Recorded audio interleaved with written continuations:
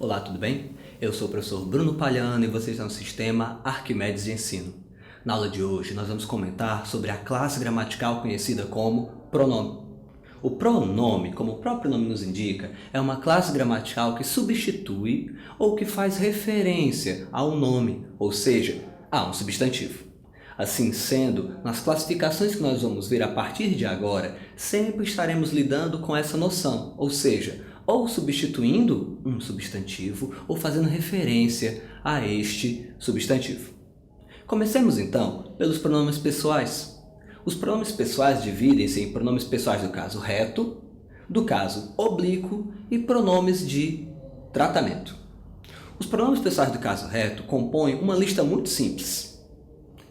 Vamos dar uma olhadinha nela. Eu, tu, ele, nós, vós e eles. Além disso, tanto o pronome ele quanto o pronome eles pode se flexionar na forma ela ou na forma elas.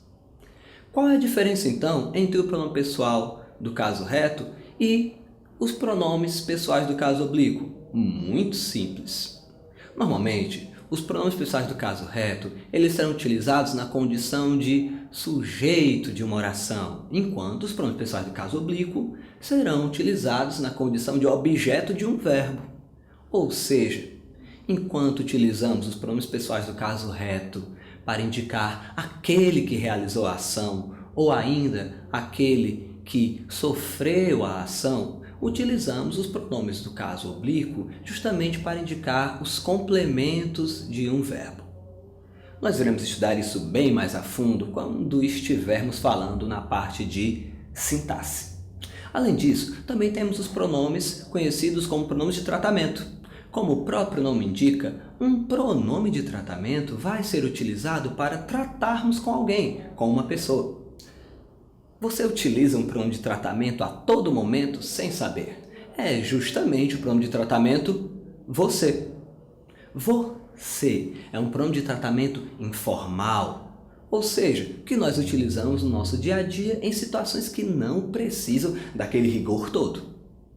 Claro que você também sabe que existem ainda as formas senhor e senhora, que já são tratamentos mais respeitosos. Além disso, Vossa Excelência, que é uma forma de tratamento ainda mais respeitosa que utilizamos com grandes autoridades, como, por exemplo, um presidente de um país ou um ministro. Além disso, também temos outras formas de tratamento, como Vossa Senhoria, que utilizamos normalmente para autoridades menores. Também temos a forma de tratamento Vossa Santidade, que podemos utilizar apenas com o Papa. Além disso, também teremos outras formas de tratamento que não são muito utilizadas no Brasil, pois não temos uma família real. Estamos falando de Vossa Majestade para reis e rainhas e Vossa Alteza para príncipes e princesas. Então, como você pode ver, os pronomes de tratamento têm hora e momento para serem utilizados. Que hora e que momento? Quando estivermos lidando com a pessoa certa que merece aquele tratamento. Além disso, também temos o que nós chamamos de pronomes demonstrativos. Os pronomes demonstrativos, como o próprio nome indica, demonstram, apontam algo. Além disso, também podem ser utilizados de outra forma, na indicação do tempo dentro de uma determinada oração. Os pronomes do tipo demonstrativo, eles são justamente conhecidos como este, esta, isto, esse, essa, isso, aquele, aquela, aquilo. Os pronomes este e seus derivados, o que acontece? São utilizados justamente na indicação de algo que está próximo da pessoa que está falando. Então, se eu estivesse segurando um livro em minhas mãos, eu diria este livro, já que ele está nas minhas mãos, próximo da pessoa que está falando. Mas se eu dissesse esse livro, eu estaria me referindo ao livro que estaria em suas mãos, pois esse, essa e isso são utilizados quando queremos fazer referência a algo que está próximo da pessoa com quem estamos falando. Agora imagine que o livro se encontre tanto longe de mim quanto longe de você. Nesse caso, utilizaremos o pronome aquele.